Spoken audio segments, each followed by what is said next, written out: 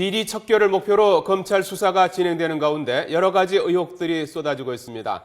이번에는 이명박 정부 당시 대통령 수석비서관을 지낸 고위 인사가 비리에 연루됐다는 의혹이 제기돼서 검찰이 확인에 나섰습니다. 검찰 수사의 칼끝이 전 정권을 향하고 있다는 분석에 점점 더 힘이 실리고 있습니다. 네, 취재기자 연결합니다. 이승현 기자.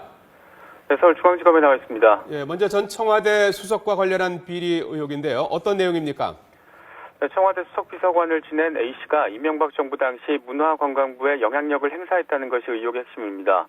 검찰은 A 전 수석과 관련한 첩보를 입수해서 사실관계를 확인하고 있습니다. 우선 A 전 수석이 문화부 공무원들에게 특정 업체나 단체의 편의를 봐주는 정책을 수립하거나 또 업무를 하도록 지시했다는 의혹이 제기가 됐습니다.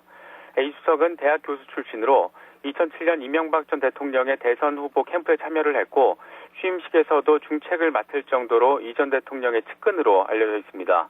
검찰은 A 전 수석이 이 과정에서 관련 단체나 업체로부터 금품이나 접대를 받았을 가능성도 배제하지 않고 있습니다. 검찰은 사실관계 확인을 마치는 대로 A 전 수석을 불러서 조사할 것으로 보입니다. 포스코 그룹에 대한 수사 역시 비자금 의혹에서 시작됐는데요. 검찰 수사에 진전이 좀 있습니까? 네, 먼저 베트남에서 100억 원대 비자금을 조성한 뒤 46억 원을 빼돌린 혐의로 어제 구속된 박모 상무에 대한 수사가 계속 진행이 되고 있습니다. 검찰은 박 상무를 상대로 비자금 조성 과정에 윗선이 개입했는지, 또 국내에서도 비자금 조성에 관여했는지 등을 집중적으로 수사하고 있습니다. 또 베트남 공사에 관여한 포스코 건설의 또 다른 박모 상무 역시 피의자 신분으로 전환해서 수사를 받고 있습니다. 이와 함께 검찰은 베트남 도로공사를 함께 진행한 포스코의 협력사 흥우산업의 계열사 대표 역시 어제 참고인으로 소환해서 조사를 마쳤습니다. 현재 수사 상황과 관련해서 검찰 관계자는 현재 포스코 건설의 해외 비자금 조성 부분에 초점이 맞춰져 있지만 국내로 수사 대상을 옮기는 것이 희망사항이라고 말했습니다. 이에 따라서 포스코 건설 해외 비자금 조성 의혹에서 시작된 이번 수사가 국내 비자금 조성 여부, 또 전 정권 실세 개입 의혹 등까지 전방위로 진행이 될 것으로 보입니다.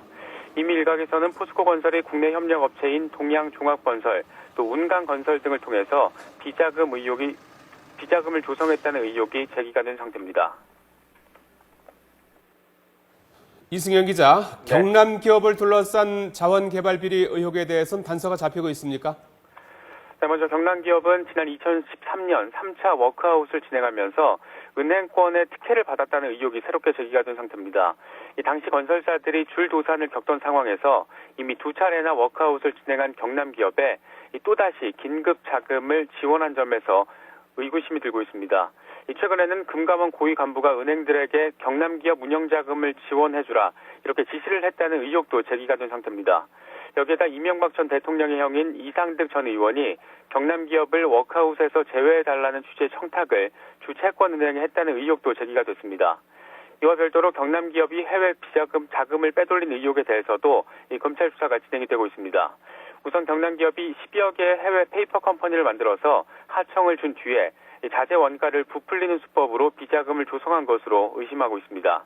특히 이 과정에서 성완종 전 회장의 부인이 소유한 업체 두 곳이 연결고리 역할을 했을 가능성이 있다고 보고 회계장부 또 은행 계좌 등에 대한 추적 작업이 계속 진행되고 있습니다. 지금까지 서울중앙지검에서 YTN 이승현입니다.